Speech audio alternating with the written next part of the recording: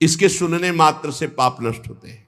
पक्का बुद्धि भ्रष्ट हो जाती है जो सूर्य भगवान को अर्घ नहीं देता। सूर्य भगवान को अर्घ देना, सूर्य भगवान को प्रणाम करना, नमस्कार करना, ये बुद्धि को सत्य की तरफ ले जाता है। भगवान सूर्य की सबको आराधना करनी चाहिए।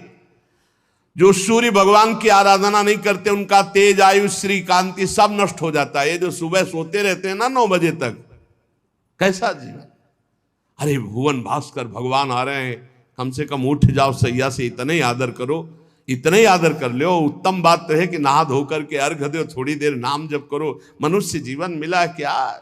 मरना है, मरना है। या आनंद के लिए आए हो, आनंद श्री जी के नाम रूप लीला धाम में, सोने में नहीं। सूर्य उदय सैया पर हो जाना बड़ा मंगलकारी है। इसलिए जिन जिन के कानों में शब्द पड़ रहे हो, अगर आप रात्रि जागरण करने की सेवा करते हैं, ड्यूटी देते हैं, तो आप सूर्य उदय के समय उठ जाइए और उनको प्रणाम करके फिर सो जाइए। पर सूर्य उदय होते समय आपका उठना अनिवार्य है। अगर ऐसा नहीं तो आपकी श्री, कीर्ति, शांति, मंगल, सुख सब नष्ट हो जाएंगे। देख लेना, आप देख लेना। ये जो तुम सोते हो ना, सूर्य उदय होता है ना, तुम्हारी बुद्धि को भ्रष्ट करता है। पक्का समझ लीजिए, पक्का। ये महापुरुषों के द्वारा स्थापित किया हुआ मार्ग। सूर्य उदय होते ही आप स्नान करके उनको अर्घ दीजिए, और जब नाम जप, मंत्र जप करोगे तो बुद्धि को सत्य की तरफ ले जाते हैं। गायत्री का जो आखिरी अर्थ है उसका यही कि मेरी बुद्धिमहि, मेरी बुद्धि को सत्य की तरफ प्रेरित कीजिए, सत्य की तरफ प्रेरित कीजिए। ये बुद्धि भ्रष्ट, श्री, कीर्ति, वैभव सब नष्ट हो जाएगा। इसलिए मान लो हमारी प्रार्थना, आप रात की ड्यूटी करते हो तो घर वालों को बता दो कि सूर्योदय होने के पहले में जगा देना। जग जाओ, 5 मिनट हाथ जोड़कर नाम जप करो, प्रणाम करो। भगवान हमको ऐसी ड्यूटी लगाए हो कि अब हम भजन नहीं कर सकते, अब हम सोएंगे। फिर सो जाओ, बच जाओगे। नहीं ऐसे ऐसे अपराध बनेंगे कि बुद्धि काम ही नहीं करेगी।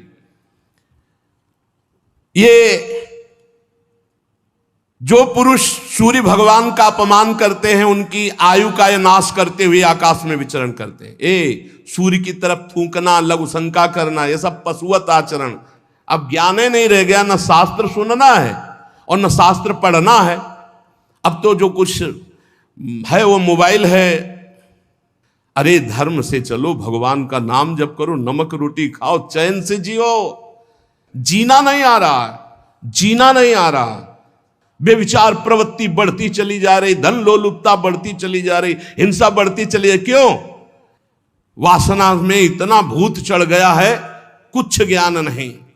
सुबह उठकर धरती माता को प्रणाम करना, बड़े बुजुर्गों के चरणों में माथा रखना, भगवान का नाम जप करते हुए अपने दिनचर्या में लगना, सूर्य आदि की उपासना करना, भगवान के जो पावन ग्रंथ गीता भागवत के 2-4 श्लोक गायन कर लेना, भोग लगा के पवित्र भोजन, पवित्र विचार, पवित्र दिनचर्या। गरीबी जरूर, लेकिन धर्म युक्त, बहुत होश में, बुद्धि शुद्ध, भोजन सात्विक, आचरण पवित्र। आपको आनंद की आप ईश्वर अंश, जीव अविनाशी, चेतन अमल, सहज सुख राशि। सहज सुख राशि कहां पहुंच गया? दुख राशि में घूम रहा है। अरे अब तो दिनचर्या नहीं है। क्या इसमें आयु बढ़ेगी? ज्यादा सोने वाला तेज विहीन हो जाता है, स्फूर्ति विहीन, उत्साह विहीन, बहुत हानि ही हानि है।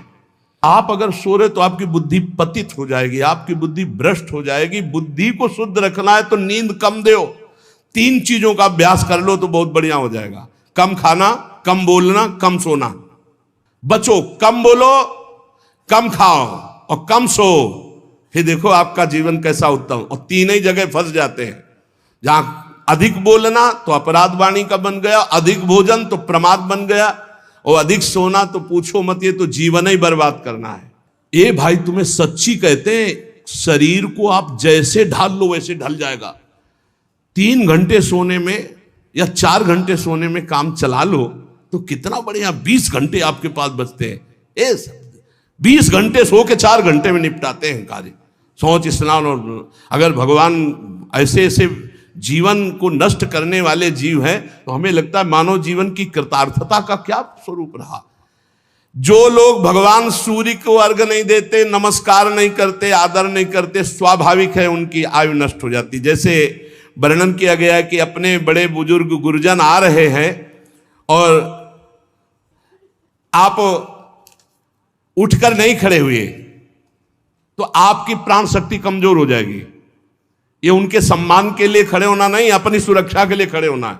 अपने गुरु, अपने माता पिता बड़े, तो उठ के खड़े हो जाओ, नहीं प्राण शक्ति आपकी कमजोर हो जाएगी।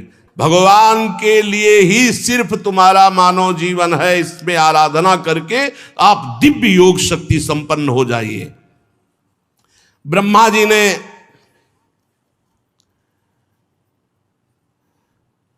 ये समय का रचना किया।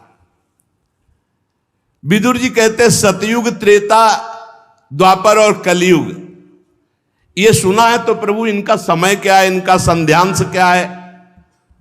तो मैत्रेय जी ने कहा ये 4 युग अपनी संध्या और संध्यांशों के सहित देवताओं के 12,000 वर्ष तक रहते हैं, ऐसा बताया गया है। सतयुग में दिव्य वर्ष की बात है, 4,000 दिव्य वर्ष और 800 संध्यांश दिव्य, तो 4800 वर्ष दिव्य। मानवीय गणना में अलग होता है और ये दैवी गणना में अलग होता है। जैसे दैवी गणना में कलयुग है 1200 दिव्य वर्ष, तो मानवीय गणना में 4,32,000 वर्ष, 4,32,000 वर्ष। तो द्वापर कितना हुआ? 8,64,000, 32 दूनी, तो 8,64,000 वर्ष द्वापर। इसका तिगुना त्रेता और इसका चौगुना सतयुग, ऐसा वर्णन है। ये 4 युग है। सतयुग के मनुष्यों में धर्म चारों चरण से रहता है, और फिर त्रेता युग में 1 चरण क्षीण होता है, फिर द्वापर में 2 चरण क्षीण होते हैं, कलयुग में 3 चरण क्षीण हो जाते, 1 चरण से चलता है धीरे धीरे। और जब ये चतुर्युगी 1000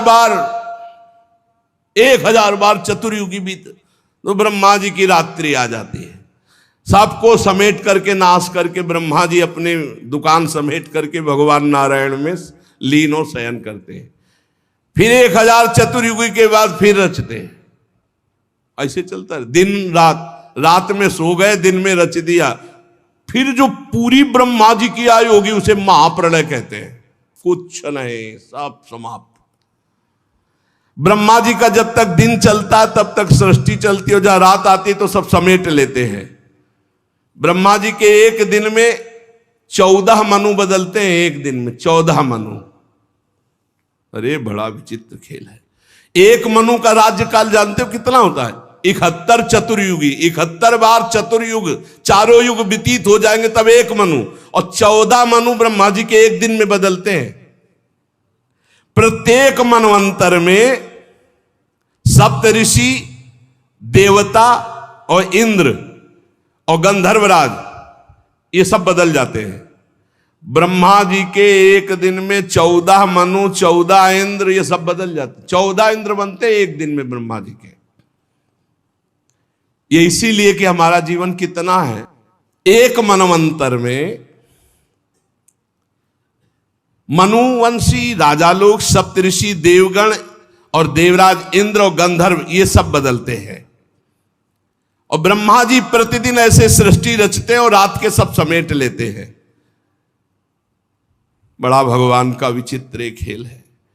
कालक्रम से जब ब्रह्मा जी के दिन बीत जाता है तब वो तमोगुण को स्वीकार करके निश्चेष्ट भाव से सृष्टि का नाश कर देते हैं। नाश करने के लिए भगवान रुद्र रूप, तीसरा नेत्र खुला, संकर्षण जी से अग्नि और 12 सूर्य एक साथ उदय होकर आग बरसा, सब भस्म हो गए। भजन कर लो, यही सब भोग ले, सब भोगना है। अरे बोले कहां? तो देख लो यहाँ संसार में, देख लो आग नहीं लगती, भूंज नहीं जाते। फैक्ट्री में आग लग गई, गाड़ी में आग लग गई, सब जल रहे हैं।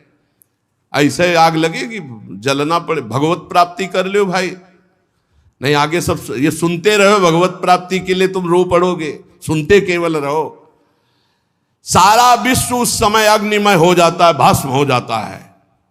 भयंकर जल वर्षा, फिर जल में, और उसी जल में भगवान शयन करते हैं। और उन्हीं भगवान को प्राप्त कर लो, खत्म हो जाएगा खेल, ये जलना जुलना, आनंद में हो जाओ। उन्हें तो श्री जी के पास जाना है, श्री जी के साथ खेलना है, खाना है, जहां माया का प्रवेश ही नहीं। इसीलिए कहते जय वृंदावन, प्राण वृंदावन, सर्वस्व वृंदावन। ये सब भूर भुआ स्वर्ग लोग सब जलमय हो जाते, आग लगती। पहले वर्णन है, पहले 100 वर्ष बरसें नहीं होगी। अब 100 वर्ष, 1 साल ना हो तो भूखा मरना शुरू हो जाता है। फिर लोग लोगों को खाने लगेंगे भूख से व्याकुल होकर। 100 वर्ष तक आग जब बरसेगी। ये कहानी नहीं है, ऐसा होता है। फिर 100 वर्ष तक प्रलयंकारी जल, जलई जल, जलई जल। काहे को मरोगे, पहले ही भगवान का भजन करके परम पद प्राप्त कर लो। मनुष्य शरीर इसीलिए दुर्लभ कहा गया है। ये जब सृष्टि नाश होनी होती तो भगवान शेष जी के 10,000 फणों से विषैली आग पैदा हो जाती, 12 सूर्य उदय हो जाते हैं। नीचे से संकर्षण, ऊपर से महादेव की तीसरा नेत्र खुल गया, भस्म होता सब चला जाओ। राधा राधा, तभी हम कहते हैं कसाई वाड़े में बंद हो काल के, भजन कर लो भजन, कुछ नहीं चलेगी तुम्हारी बादशाही, तुम्हारी ऐंठ, तुम्हारी छाती तान के चलना। बहुत सावधान, राधा राधा, परोपकार कर लो, मंगल कर लो, अच्छी कमाई कर लो, भगवान के पास चलो। 7 समुद्र प्रलय काल के प्रचंड पवन से उमड़ती हुई उत्ताल तरंगों से मर्यादा तोड़कर पूरी त्रिभुवन को डुबाने लगते हैं। उसी जल में भगवान आराम से नेत्र मूंद करके शेष सैया पर शयन करते हैं। 1-1 हजार चतुर्युगी रूप प्रतीत होने वाले दिन रात के फेर से ब्रह्मा जी की 100 वर्ष की परम आयु, ब्रह्मा जी भी भयभीत होते रहते हैं। 2 परार्ध कही गई है ब्रह्मा जी की आयु। पहला परार्ध व्यतीत हो गया है, दूसरा चल रहा है परार्ध, महाप्रलय के लिए। ब्रह्मा जी की उत्पत्ति ब्राह्म नामक महाकल्प में हुई थी। एक परार्ध व्यतीत हो गया, दूसरा चल रहा है। पाद्मकल्प पहला, विदुर जी इस समय जो कल्प चल रहा है उसे दूसरा परार्ध कहते हैं। ये वाराह कल्प है। पाद्मकल्प पहला परार्ध और दूसरा है वाराह कल्प। इसमें भगवान ने वाराह रूप धारण किया था। ये 2 परार्ध काल, अव्यक्त, अनंत, अनादि, विश्वात्मा श्री हरि का, सुनो, ब्रह्मा जी का ये 2 परार्ध भगवान का क्या है? निमेष, इसे कहते हैं निमेष। ऐसे भगवान हमारे हैं और ऐसे भगवान को हमारी लाडली जो अधीन की हुई है, इसीलिए हम जीत गए।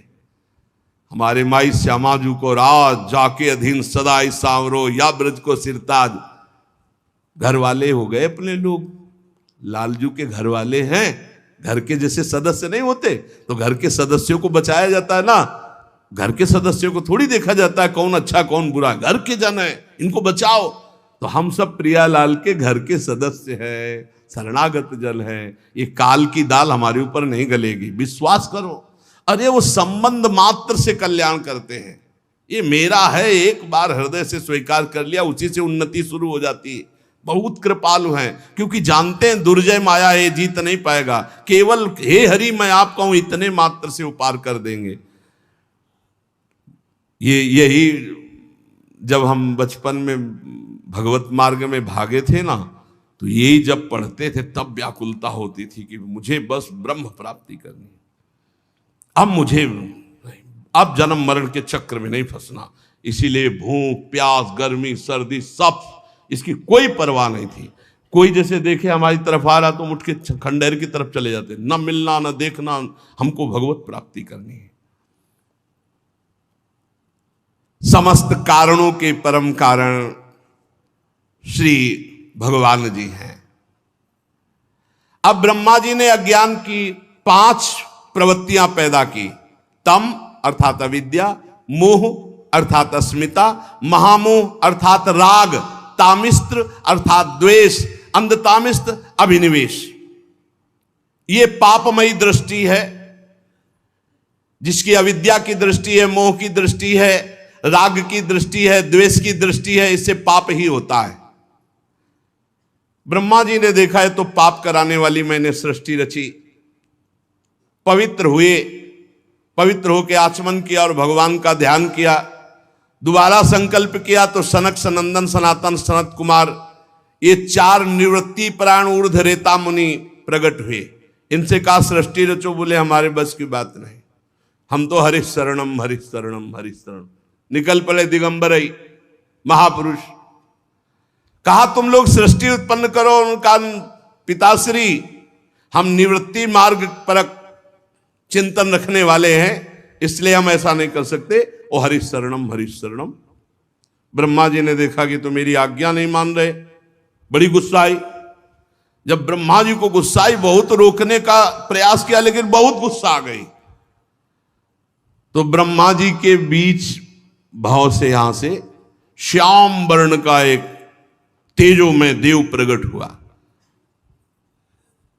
और वो थोड़ा रुदन करने लगा।